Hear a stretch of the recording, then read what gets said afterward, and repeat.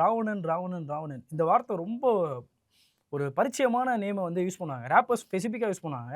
அதுவும் வந்து ஸ்ரீலங்கன்ஸும் சரி, மலேசியன்ஸும் சரி, ராவணன வந்து யூஸ் பண்ணாம ஒரு ஒரு சாங் கூட எழுத முடியாது சொல்லலாம். மேக்ஸிமம் சாங்ஸ்ல வந்து ராவணன் பேர் யூஸ் பண்ணாங்க. தமிழ்நாட்டிலையும் ராப்பர்ஸ் அதிகம் ராவணனை Correct. விரும்பினோம். ராப்பர்ஸ் ஸோ மட்டும் இல்ல, ராப்பர்ஸ் மக்களே அதிகம்.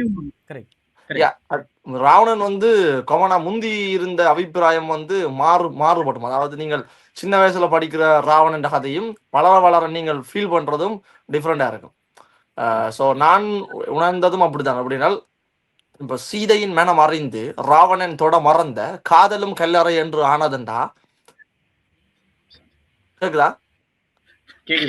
என்ன ரெண்டு மங்கள குசு குசு நான் இந்த கதை கேட்க இல்ல அவரு என்ன இப்படி தள்ளி உட்காருன்றாரு. எதுக்கு?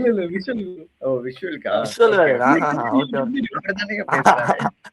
ராவணன் இப்ப ராவணன் வந்து சீதையின் மனசை அறிஞ்சுதான் தொடையில அவளுக்கு விருப்பம் இல்லை, அவாக்கு தொடுற அவன் தொடுறது அவளுக்கு விருப்பம் இல்லையான்ட்டு.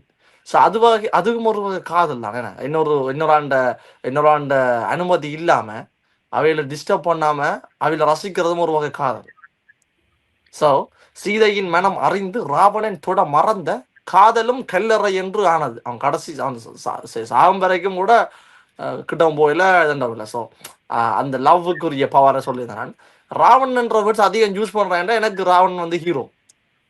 சிலருக்கு ராவணன் வந்து மேபி வில்லனா தெரியலாம். பட் எனக்கு வந்து ராவணன் ஹீரோ. ஏன்னு சொன்னால் ராவணன்ல நெகட்டிவானது எதுவுமே கிடையாது. ஒரே ஒரு விஷயம் தான், அந்த பொம்பளை பிள்ளையை தூக்கணும் வந்ததான் பிரச்சனை. சீதையை தூக்கணும் வர்றதுக்கு காரணம் வந்து தெரியும் வேணா. சீதையை ஏன் தூக்கணும் வந்தவர் என்றால் தன் தங்கச்சியை நீங்கள் இழிவுபடுத்தி ஃபன் பண்ணதால தலைவனுக்கு பிடிக்கல. இப்போ இதுவே என் தங்கச்சிக்கு நடந்தாலும் நான் என்ன செய்வேன், பேசாம இருப்பேன். அதே தான் நான் தலைவன் செஞ்சவர். ஸோ அதால ராவணன் சைட்ல அது மட்டும் தான் பிள்ளை. அதை தவிர நீங்க ஒரு பிள்ளையான விஷயம் சொல்லி பாருங்க, சொல்ல மாட்டேன்.